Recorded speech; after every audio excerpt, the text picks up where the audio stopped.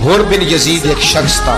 حر بن یزید ایک مختصر سا لشکر لے کے اس نے امام حسین کو ایک جگہ پہ روکا, پھر دوسری جگہ پہ روکا, پھر آ کر تیسری جگہ پہ روکا. تو امام حسین نے فرمایا جگہ کون سی ہے؟ کہا حضور کرب و بلا. فرمایا بس یہی خیمے لگا دو, یہی.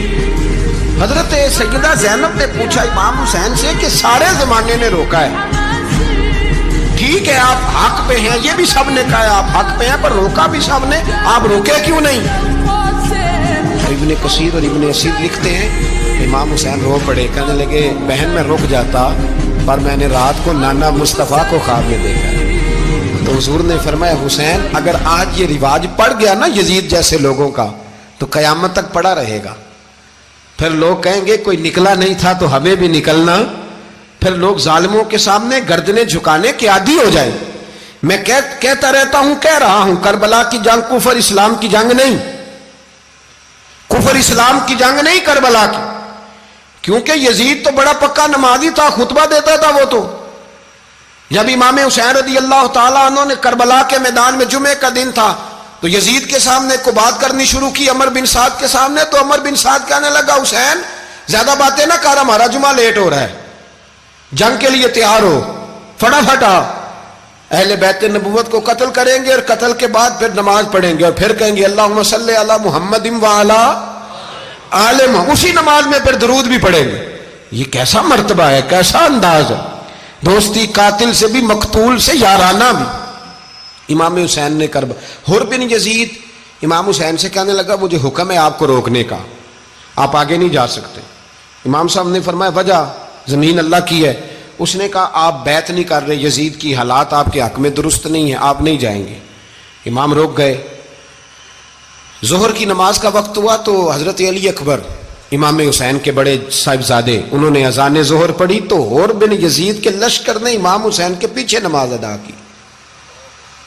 کہا بھئی تم مقابلے میں آئے ہو, نماز پیچھے پڑھتے ہو؟ کہا حضور مقابلہ تو تلواروں سے کر رہے ہیں پر ہمارا دل تو مانتا ہے نا کہ مصطفیٰ کا نواسہ بڑی شان والا ہے.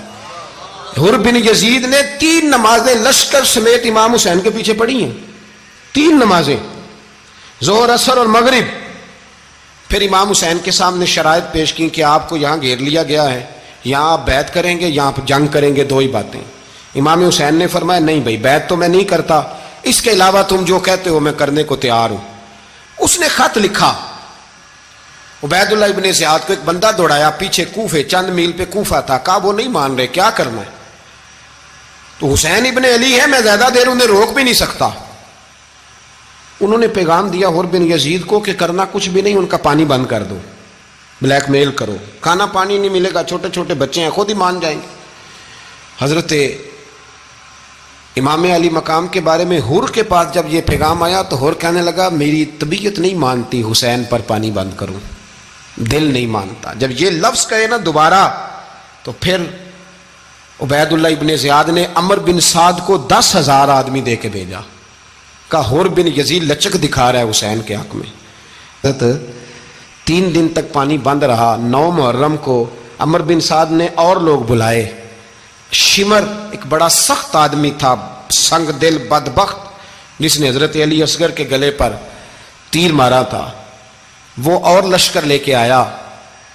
رات کو کہنے لگا امام حسین رضی اللہ تعالیٰ عنہ سے کہ بس بڑا ہو گیا, یہ 9-10 محرم کی درمیانی رات, یہاں آپ جنگ کریں گے یا آپ بیعت کریں گے, 2 ہی باتیں. امام حسین اندر گئے, سیدہ زینب سے مشورہ کیا, باہر آئے, فرمایا بات وہی ہے جو پہلے دن والی ہے. امام حسین رضی اللہ تعالیٰ عنہ نے فرمایا بھائی بیعت تو میں نہیں کرتا, باقی جو تمہارا پروگرام ہے.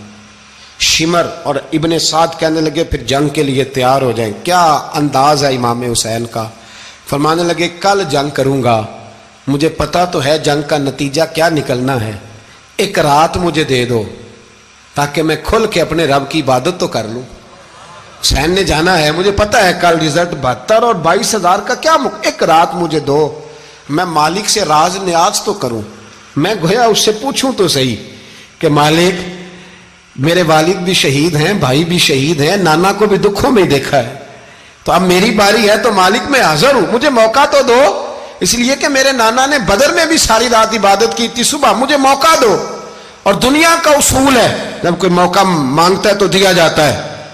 یہ دونوں کہنے لگے کوئی موقع نہیں. حر بن یزید پیچھے سے بولا, کہنے لگا نہیں بدتمیزی نہ کرو, حسین کو موقع دو, تمہیں دینا پڑے گا. موقع دیا.